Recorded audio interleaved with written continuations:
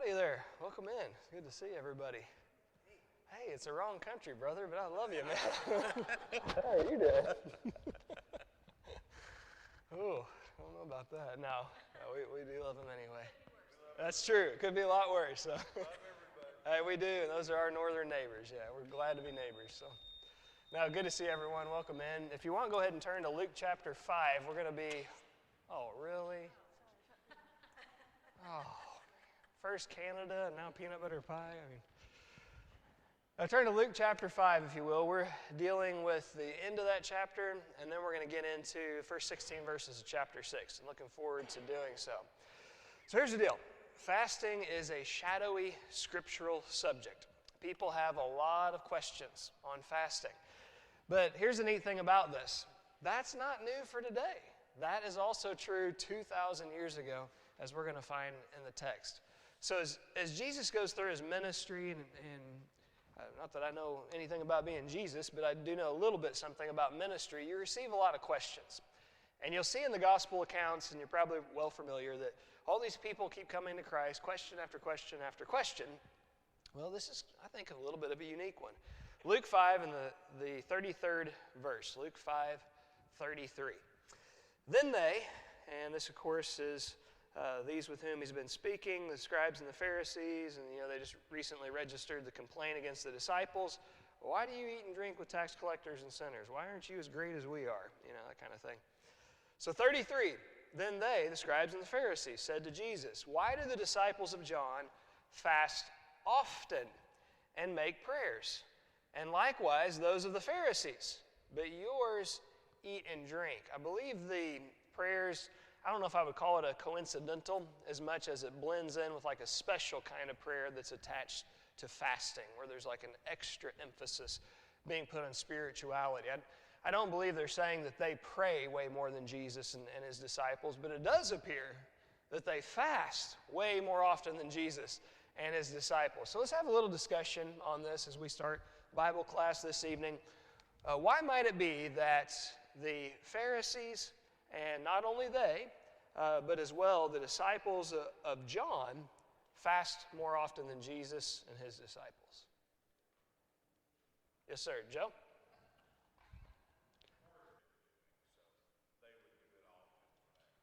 Okay, good. So more exposure to people, well, it's going to need to be done more frequently. Good, Joe. I agree. Anything else? You remember the parable of the tax collector and the Pharisee? The tax collector, he's so humble, and Pharisee, not so much. God, how great I am, thank you, kind of thing. And Luke chapter 18, verse 12, the Pharisee mentions, I fast how often? I give tithes of all that I possess, if that helps any. He stood and prayed thus with himself, God, I thank you, I'm not like other men, extortioners, adulterers, even as this tax collector. I fast. Does that help any? There you go. Very good, Roy. Luke 18:12, twice a week. It could very well be that that's like the staple for the righteous of the righteous among the Pharisees. If you want to be a Pharisee of Pharisees, you would fast twice a week. Of course, we have 52 weeks in a year, so how many times would that, ordinary year, how many times would that be fasting? 104. 100. Wow. Huh. How often do the Jews have to fast? Once a year. When was that? You don't have to answer that, but good job. Adam's done his part. Be quiet. Who else? No, go ahead. Good. Okay. The what? Very good. On the Day of Atonement, Yom Kippur. That's exactly right. If you want to read about that, you're welcome to. Luke 16, or Luke. That's where we are. Leviticus, Old Testament. Sorry, long day. So Old Testament, Leviticus chapter 16, verses 19 through 24. It's, you shall afflict your souls. And right after he says it, he says, on this day you shall, afflict your souls, or go through hardship. Well, that's an affliction to me, isn't it you, if I don't get to eat whenever I'm hungry? And this is the only day, under ordinary circumstances, under the law of Moses, it was commanded for the Jews to fast. So they only have to, in an ordinary year, one time a year. And so if these Pharisees are like the Pharisee of Luke 18, they're doing it 104 times more often than they actually have to. So to answer the question in part, why do the disciples of John fast often, and ... as well as the Pharisees, but yours do not do this? Well, number one, it could be that John and his disciples are just following a Jewish tradition that's been put out in front of them. It could be that they're following rabbinical teaching in which they've been instructed. If you're going to be a super servant of God, this is the way you have to do it. And so maybe they've fallen trapped to that. Yeah, go ahead, Roy.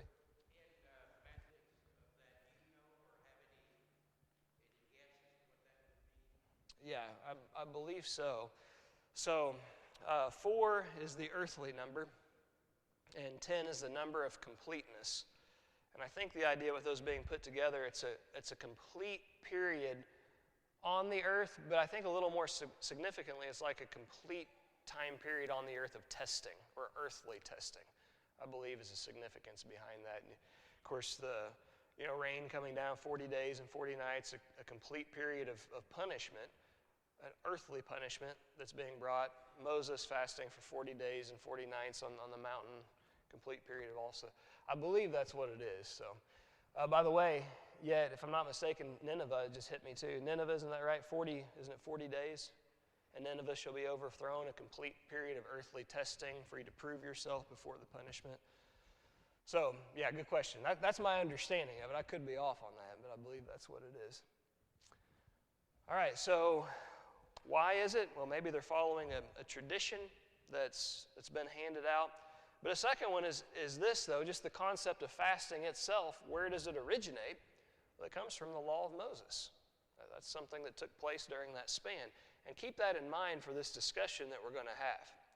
So Jesus, in going along, as you see on the screen, he's going to provide illustrations. We haven't gotten there, and it might sound like it doesn't fit for this section, but he's going to use, if you can imagine Jesus, the grand illustrator, example after example after example, and really plain, easy to understand everyday things so they can understand this more complex spiritual teaching. Okay, so this is in response. Verse 34. And he said to them, can you make the friends of the bridegroom, and that's a more complicated way of saying groom, okay? Can you make the friends of the groom, the male in this marital arrangement, fast while the bridegroom is with them? But the days will come when the bridegroom will be taken away from them. Then they will fast in those days. Let's just talk about the earthly story before we try to find any application. So what's he saying here about marriage? How does this work? Do the friends of the groom fast while the groom is with them? Why or why not? The days will come when they'll fast.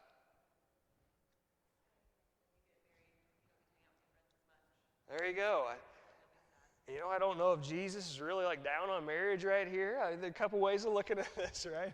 I don't think that's at all it. In fact, I don't believe it all because of the connection he's going to make to it.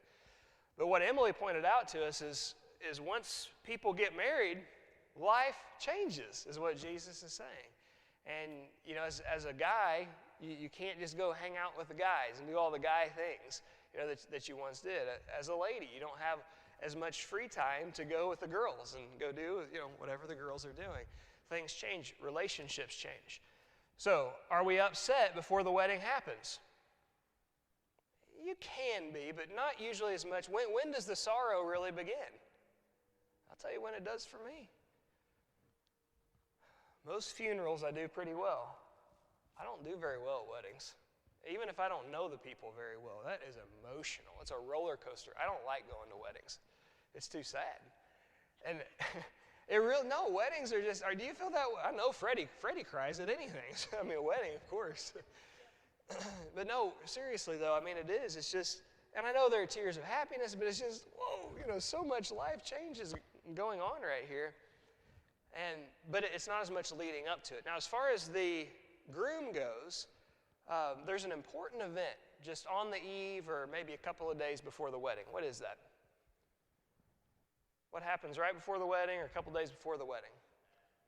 A bachelor party. Now, okay, or bachelorette party on the other side of things, right, for the bride. Okay, now Autumn, we're in a group of Christians, okay, and we're talking about a Christian bachelor party or a Christian bachelorette party, okay? So yeah, nothing like crazy's going on here. I'm sorry, what was that, Brad? Nothing. He said nothing. Okay, all right. So I remember, this is a Christian bachelor party. I had a bachelor party before I got married. My brother, he put it on for all of us, guys. And in the day, we played golf. In the evening, we fried fish. And also in the evening, we played Texas Hold'em poker. But this is a Christian bachelor party, so no money was being exchanged, all right? It's just for fun and with chips, just so everyone knows. Go ahead. Are you wanting me to tell you? No, I don't. No, we're good. We had pizza and I was in bed at like 10 o'clock. Oh, okay, all right. Sure. Okay. Just feeling a little defensive. Right, so, did he bring this out? Is this? No, this is a thing between. Oh, okay, all right. Let's keep personal feuds out of our Bible class, all right? No, so that's what we did on my bachelor party. It was a really good time. Honestly, looking back, I mean, and then we played a sports game after too. I don't know if I've laughed as much, as through it. We just had such a great time. I assure you, we were not fasting. We came out of it like 3 pounds heavier than what we went in that day, and it was a good time. But I can also share with you that I still remember when my best friend in life, of a male nature, of course, got married, and that was my brother. My brother, he and I, we've been pretty tight, and I look up to him so much as a role model. But we'd done everything together in life, and we lived together, my whole life. And when it came time and he got married, everything was fine, but like from that night, the wedding night and then on, I was kind of lost for a while. Like, what do I do? Did I fast? No. but I did, and did I talk? Oh, I'm a guy. But I did feel like sad on the inside, and things have changed. Well, that's what Jesus is saying here, that when the groom is with you, and especially with his friends, the friends of the groom aren't fasting, and they're not upset, they're not sad. But, he says, verse 35, the days come when they're away from them, then they will fast, or then they will be sad. They'll be a little down in the dumps in those days. Okay, let's just set that to the side. Story number 1 about wedding. Story number 2, verse 36. Then he spoke a parable to them. Jesus is renowned for that. He says, no one puts a piece from a new garment on an old one. Otherwise, the new makes a tear, and also the piece that was taken out of the new does not match the old. So if you're trying to fix clothing that has a tear and in particular a hole in it, ideally you don't get a patch, like a new patch from a new piece of cloth and put on it. And he gives 2 reasons. Why do we not do that? First of all, have you ever tried to match something that's like 15 years older from what you'll do that sometimes from whatever's messed up, might not be clothes, and you look it up online and try to, it's like, that's close enough. And then you get it, oh, that's not going to work, and yeah, it just doesn't match. Okay, number 1. But number 2, with clothing, why do you not do that, putting a patch of a new piece of cloth on an old article of clothing? What's the second reason you don't?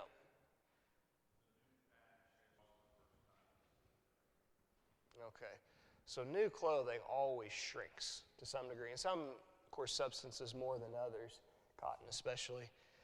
But yeah, and if you patch that in, the other is shrunk, right? But you put the new in, and it hasn't shrunk yet. And when it shrinks, it's going to pull at the weakest link. Guess where the weakest link is going to be? Where you've just put it in, and it's not original in that spot, and it's going to tear the garment. So you don't do that if you're a seamstress.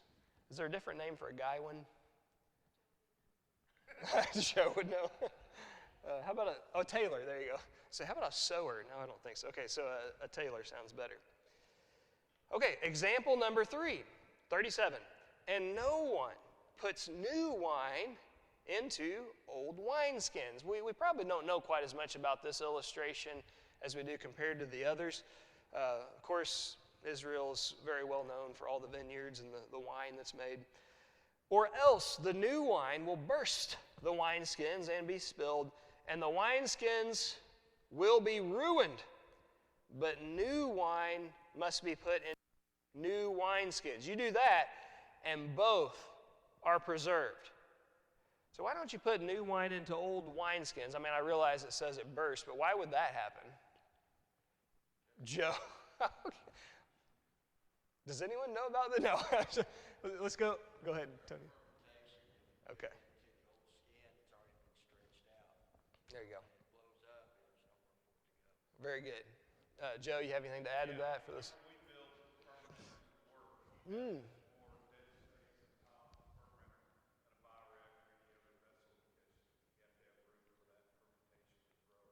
Very good.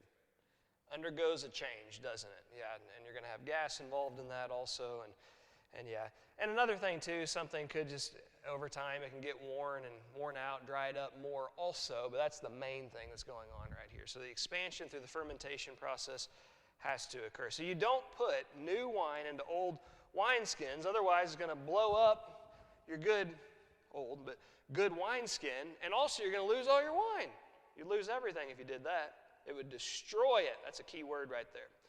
But new wine must be put into new wineskins, and if you do that, both are preserved. I think he's saying the new wine is preserved, and also the old wineskin is preserved. You can also keep that around and maybe still use it. Okay, so let's pause right here, and let's try to figure all of this out. So this is really cool. Now we know tailoring so much better. Now we know making wine better than we did. Now we understand weddings better. Okay, so why is Jesus telling us all this stuff? What's the whole context of this? Very good. That seems to make a lot of sense, and hang on to that, okay, because he's tying it into that, absolutely. But how did this section begin right here? Fasting, right? So we've been talking about fasting, and the question has been posed to Jesus, why is it that you and your disciples don't fast as often as the Pharisees and the disciples of John are fasting? And so instead of giving just a straight, direct answer, as Jesus beautifully always does, he says, let me tell you a little story. Let me tell you a second story. Let me tell you a third story. He's answering this question in a very creative way. They don't understand this, so he says, let's talk about some things that you do understand, just simple principles of the real world, and then let's make spiritual application from those. Okay, so feel free to expound, Emily, but I'm also not putting you on the spot in this. Let's ask the question, how does each one fit into these? One thing we do know, each one of these is about something that is old and something that is new. And why is it, and you don't have to answer it, Emily, someone else can, but why is it that he's teaching them about the old and the new covenants to answer the question that they brought about fasting? How does this fit into the discussion here? Bingo. Excellent, excellent, Miss Jean. And it's the last verse in the chapter, number 39, that's going to bring that thought in together. So I also want you to hang on to this. But I want to go back to this first one right here. We understand, in order for the new covenant to come into place, what first must occur? For the new covenant to be in force, what first has to happen? Okay, you have to get rid of the old. How do you get rid of the old? You have to fulfill the old. Keep your spot in Luke 5 and turn to Matthew chapter 5. We're in Luke 5. We're going to pause and we're going to go to Matthew 5. Listen to what's recorded here, the Lord speaking. Of course, this is the best, my opinion, best sermon ever preached, the one on the Mount. And Matthew 5, verses 17 and 18, Jesus says, "Do not think that I came to destroy the law and the prophets. I did not come to destroy, but to fulfill. For assuredly I say to you, heaven and earth shall not pass away heaven and earth will not pass away. One jot, one tittle will not pass from the law until all is fulfilled." Listen, Jesus didn't come to blow up the Old Testament. It's true that once he's done, the Old Testament is going to be gone as law, and a new law is going to be put into place. But he did not come to obliterate it. What did he come to do? To fulfill it. He's not wanting to destroy so that you can never even see or ever look into. The Old Testament, once again, you can never use it for any purpose anymore. That's not what he's doing. He came to fill it full of meaning. And once it had been fulfilled, then as law, it would go out of the way, and the new law would come into place. Now, I ask you to go back to Luke 5. And in verse 34, the first example. Can you make the friends of the groom fast while the groom is with them? He's talking about marriage. Who are the marriage partners here in application? There has to be a groom and there has to be a bride. Jesus and his church.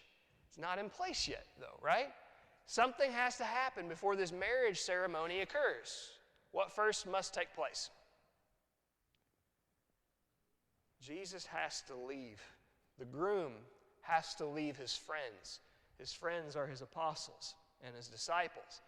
And they have him right now. And I don't mean this disrespectfully, flippantly by any means, but this is the bachelor party time right now. You know, this is before, just prior to the wedding. This is great. They still have Jesus, and so it's not too bad.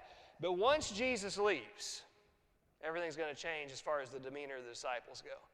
They're going to fast. They're going to be upset. They're filled with sorrow whenever that time comes, but not right now. But the days will come when the groom will be taken away from them, and then they will fast in those days. Okay, parable that Jesus places before them. No one puts a piece from a new garment on an old one. You don't have this slap job, patchwork. Otherwise, the new makes a tear. It messes everything up that's in the old. And also the piece that was taken out of the new does not match the old. Second one, or third one, similar. No one puts new wine into old wineskins, or else the new wine will burst the wineskins, be spilled, and the wineskins will be ruined. What Jesus is telling them is this: I didn't come to keep everything of the old in place and just to tack on a few new things, or to cut out a little piece of the old and just put on a little piece of new. No, he said, I came to bring something completely new and to replace that which is old. And so I'm giving you all of these new teachings not to use as patchwork into the old covenant, but to completely replace the old covenant as a totally new thing. And did you catch what he says? That with the wine illustration, if you put what's new in application of new teaching into old in application, the old covenant, the new teaching is going to burst or explode, destroy what's old. Matthew 5, 17 and 18. I did not come to blow up or to destroy what is old. I came to fill it full of meaning. Notice verse 39, as Miss Jean stated for us. And no one, having drunk old wine, immediately desires new. For he says, the old is better. To what would he be referring here, Miss Jean, did you say? Change. How do we feel about change? We are creatures of habit, and we tend not to like change. We don't like especially religious change. Even if it's good change, even if it's divine change, even if it's change for the better, we typically don't like change of any kind. Change that's bad and change for the worse is not good change, but there is some change that needs to take place. In fact, do you realize that we must be a people of change if we're going to get to heaven? And why is that? What does it take to get to heaven that involves change? You have to die. We're going to completely change our living quarters, our state of existence. Good, Brad. Remember what repentance means? What is repentance? It's a change. It's a change of mind, of course, that leads to a change of life. And that's not a bad change. That's a good change. It's a positive change. It's not a human change. It's a divine change. What Jesus is saying is this: I'm giving all of these new teachings and it's change. How are the Pharisees responding to this? To put it lightly, not very well. Okay, they're treating this like kids, or maybe even older than that. Well, we don't like change, and we're not going to change. This is the way we've always done it. This is the way we've always heard it, and therefore, well, guess what? If God says something different, even if you're a Pharisee, you're wrong, and you need to change. And so Jesus is giving them all this new, and what he's saying is you're not responding to it very well. And here's the reason. No one having drunk old wine immediately desires new, for he says, well, I like that old stuff better. Give it a try, Jesus says. See if it grows on you a little bit. So these are the illustrations that are brought out, and I think it's neat that in answering this question that is posed to Jesus about fasting, not only does he respond and explain all this to them, but as well, he's trying to help them transition out of the old covenant into the new. Any other comments or questions through the end of chapter 5 there? And we'll cover the first 16 verses then of chapter 6. All right. So in the 6th chapter and the first verse, you want to know how great Jesus is? You're about to find out. Verse 1, now it happened on the second Sabbath after the first. This is strange terminology. I don't know if you're interested, might not be, but back in chapter 4, in verses 31 through 41, it's described on a Sabbath and things that take place. And I think there's a chronology that goes from there through the start of chapter 6. I think it's been about the expiration of a week. Would make a lot of sense. Anyway, it happened on the second Sabbath after the first that Jesus went through the grain fields. And his disciples plucked the heads of grain and ate them, rubbing them, getting the grain off in their hands and chewing on it. Got some homemade granola going on here. And some of the Pharisees said to them, why are you doing what is not lawful to do on the Sabbath? Where do you think they would have gotten this idea? I'm going to read to you a quote from the Talmud. Anybody know what the Talmud is? Looks like Talmud, but it's mood. What is that, Talmud? Okay, good. It has to do with the Old Testament, certainly. Kind of a commentary. It's what we would call a commentary today. Basically, Joe, it is. It's a commentary. I like to compare it to these. This is the glorified set of these are the gospel advocate commentaries sitting on the Jewish shelf. Okay, not an average person, and these were the oral traditions, recording of them that have been passed down for many generations. And so whenever you had what exactly is being talked about in Isaiah 53? Well, you'd get out the Talmud if you're a rabbi. Common people didn't have them. And okay, well, here's what our ancestors said, and then eventually it was written down. This is what they spoke. Oh, well, that must be what it is then. It's a commentary. It's uninspired.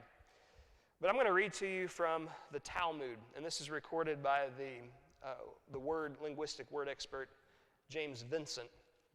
He speaks, the Talmud says, in case a woman rolls wheat to remove the husks, it is considered as sifting. If she rubs the heads of wheat, it is regarded as threshing. If she cleans off the side adherencies, it is sifting out fruit. If she bruises the ears, it is grinding. If she throws them up in her hand, it is winnowing. All of which they say would be forbidden by law. All right, well, is that true? You don't find anything about this in the Old Testament. If you're interested in reading more on this, you can find teaching that is done in Exodus 20 and 31, Exodus chapters 20 and 31, and all that's stated there is that no work is to be done on the Sabbath day. What do you think is meant by no work is to be done on the Sabbath day?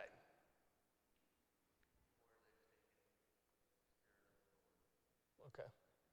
Yeah, good.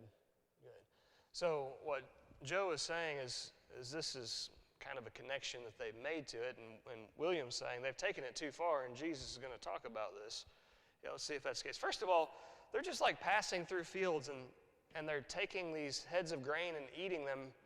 It doesn't appear these are their fields. Is there an issue there? It's like you go into Mr. McGregor's garden and start, pulling out tomatoes, and is that cool? What do you think there, Joe? Do you do that to your neighbor? Well, what was left. Yeah, absolutely. Very good. Good connection with Ruth and the gleaning.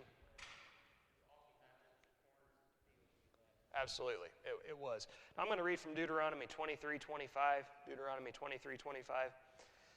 If you go into your neighbor's standing grain, you may pluck the ears with your hand. You have the right to do that. That's built into the law for the poor and stranger and, the widow, which would go along with that. But the law says, you shall not put a sickle to your neighbor's standing grain.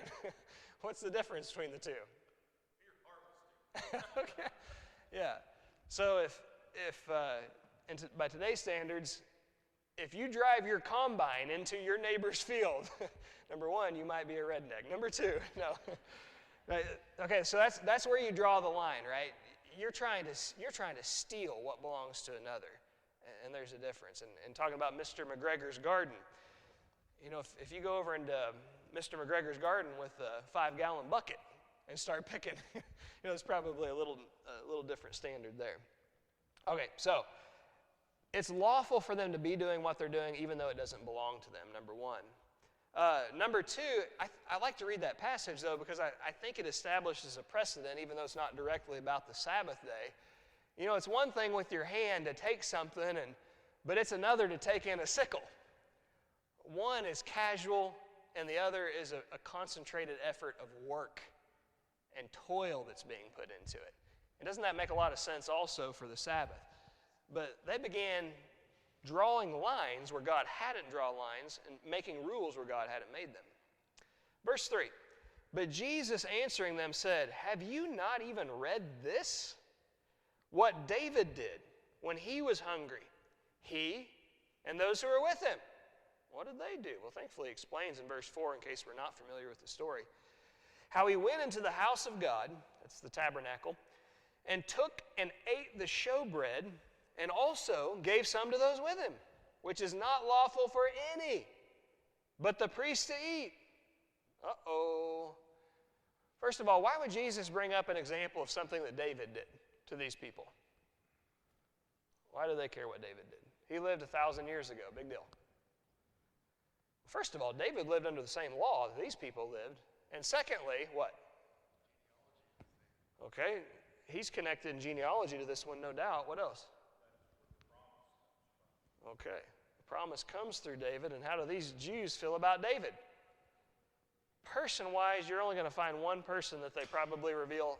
Okay, Abraham a little bit higher, but it's like 1 and 1A with Abraham and David.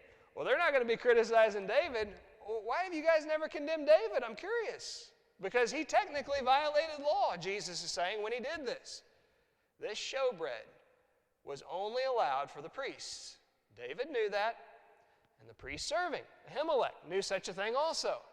Yet the priest of God gave this bread to David and his men to eat. But no one's ever condemned them for that. Why is that? They violated a law. That's not supposed to be done. Why is Jesus arguing that it was perfectly okay for David and his men to do this, even though technically it wasn't lawful for them to do such a thing? Does God have any other laws about this sort of thing? And does anybody remember what was going on with David and his men? What was taking place, Joe? Unjustly, by the way. Yeah. I mean, they were weak. I mean, they needed help. Okay, and if they wouldn't have found this refuge and gotten it, I mean, it's possible they could have even starved to death. It was so bad. Under the law of God, there are two different kinds of regulations. There are rules of ceremony, and there are rules of love. They're both very important. And they need to be followed, all of them. There are, however, some rare instances when two laws of God cannot be followed at exactly the same time. And you have to make a choice. Which one am I going to follow? And when that's the case, if a law of ceremony and a law of love are in contradiction, what choice should a person make?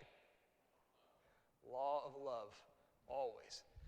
Hosea chapter 6, verse 6 fits in well here, and Jesus quotes it elsewhere when he tells them, hey, I want you to go figure out what this means. I desire mercy and not sacrifice.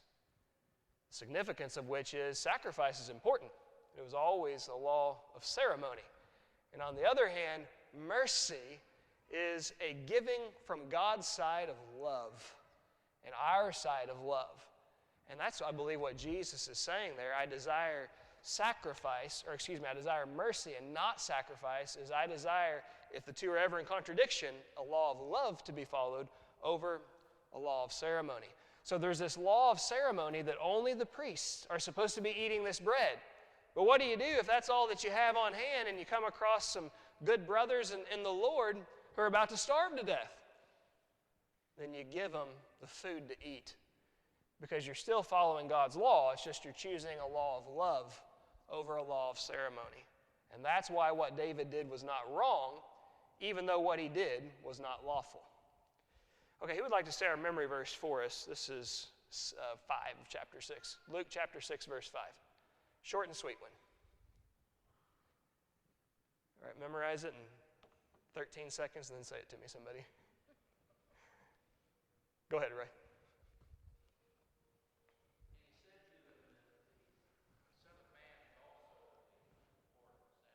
Son of man. A man. A man is also Lord or master in charge of, over, greater than the Sabbath. How so? You look back at the Ten Commandments, Exodus chapter 20, and of course it's, you shall remember the Sabbath day to keep it holy. Who's doing the speaking there? But the Lord God, Yahweh Elohim of heaven. And what's his exact identity again? What's his name? Jesus, the pre-incarnate Christ, gave that law.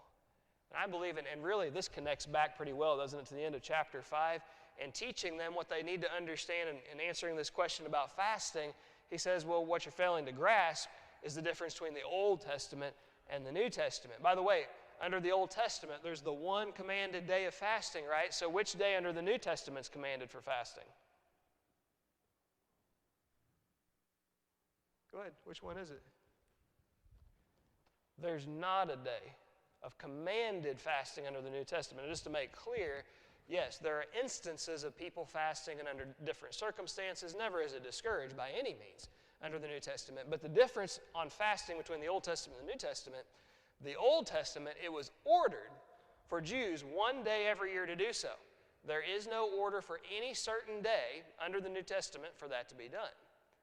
And he's helping to transition them out of the Old Testament into the New by answering this question that he's put in front of them. And when he says the Son of Man is Lord of the Sabbath, that goes back to when the Sabbath day was given to humanity, when the law of Moses was given. And guess who did that? Jesus gave that law about the Sabbath. And I believe in part what he's saying is here is, I give God's laws. I have the right to change God's laws. I have the right to give new laws. The Sabbath doesn't answer to me. I answer to the Sabbath. He says the Sabbath doesn't answer. I don't answer the Sabbath answers to me. You know what I'm trying to say. The Son of Man is also Lord of the Sabbath. I gave the law in the beginning. I can take away that law. I can alter that law. Verse 6, now it happened on another Sabbath. So from Sabbath to Sabbath to Sabbath. It happened on another Sabbath also that he entered the synagogue and taught. And there was a man there whose right hand was withered. Now this makes me think of our discussion that we've had in our Kings and Kingdoms divided class on Jeroboam. Remember what happens? His hand withers as he stretches it out. Seize that man, arrest him. The prophet of God who's spoken against him. Well, by withered it means it dries up. The blood, all the water that makes it what it is. And this is the same kind of situation here. Not that it has been done to the man, but it's already in that state. A man is there whose right hand was withered. So the scribes and Pharisees watched him closely, whether he would heal on the Sabbath, that they might find an accusation against him. But he knew their thoughts, and said to the man who had the withered hand, arise and stand here. And the man arose and stood. Then Jesus said to them, I will ask you one thing. Is it lawful on the Sabbath to do good or to do evil? To save life or to destroy it? And when he had looked around at them all, he said to the man, stretch out your hand. Now, can you imagine just this intense gaze of Jesus challenging these guys? All right, which one of you tell me? Should we do bad or should we do good on the Sabbath day? Go ahead, let me know. Silence. And he just looks intently into every one of their eyes, going around the room. not afraid of them a bit. Mark's account says this. He looked around at them with anger because of the hardness of their hearts. Verse 10, and when he had looked around at all of them, he said to the man, stretch out your hand. And he did so his hand was restored as whole as the other. Doesn't change their opinion of him. They were all filled with rage and discussed with one another what they might do to Jesus. But one thing's for sure, they can't doubt how powerful he is. He proves it time and again. He says, listen, I gave the first law, and I'm going to take that out of the way, and I'm going to give you a second law, and here's the evidence to prove it. They can't contradict it. They just hate it because they hate change, even if it's divine change, even if it's good change. Now, in the remaining few verses that we have, we're going to talk a little bit about the proteges of Jesus. Verse 12. Now, it came to pass in those days that he went out to the mountain to pray and continued all night in prayer to God. The prayer life of Jesus is astounding. I read about it and I'm ashamed of myself. When's the last time we stayed up all night long praying to Jesus? Could we even stay awake doing that? That's probably why with the disciples, all right, guys, let's go pray. 10 minutes into it, get up, come on, we got to... I mean, how do you even stay awake that long? I'll tell you how. You're passionate about prayer. You're the last to go to bed if you're Jesus. After the longest days anybody could even imagine in ministry, it's physically and it's mentally and it's spiritually taxing. He's the last one to go to bed because he's talking to God in prayer late into the night. You'll find him early in the morning. He's the first one up, talking to God before the day starts because he's passionate about prayer and he loves to talk to his Father. And when it was day, he called his disciples to himself, and from them, I think sometimes we look at this the wrong way, like, well, there's 12, and these 12 are just going around. No, there's this big group of disciples, and from this big group, he spent all night in prayer doing his best, he doesn't make mistakes, to get this right. And he gets it right. He chooses the right 12. He names them apostles, Simon, whom he also named Peter, Andrew his brother, James and John, Philip and Bartholomew, Thomas and Matthew, James the son of Alphaeus, and Simon called the Zealot, and Judas the son of James, not the same as this one, and Judas Iscariot, who also became a traitor. It's not who Judas was when Jesus picked him. We don't have the time to, but I encourage you to look at Acts 1 and the last few verses of the first chapter of Acts and what's stated about Judas. When it's mentioned, who also fell. He didn't start down. He started up. He fell. He became this way over time. I believe he was a good person when Jesus chose him. And for that matter, I don't know that he's just a totally rotten person anyway in the end, but that's for another time. Okay, so these are the 12. We know them, the 12 apostles that Jesus selects. So the next time we get together, that'll be 2 weeks from now, we're going to, almost right after this, get right into the Beatitudes, which means we're dealing with the Sermon on the Mount. And I want you to be thinking about this for next time. Is this just random that Jesus teaches Beatitudes right after he calls the apostles? I'm not sure that it is. Let's do some thinking on that. Please read the remainder of chapter 6. We should be able to cover the rest of that, and we'll do a very good one for all of us to know. Verse 46 is memory work. Luke 6:46. Anything else, though, in tonight's discussion about transitioning old law to new, the fasting, how Jesus is over all, and then, of course, the choosing of the apostles? Okay. Thank you very much.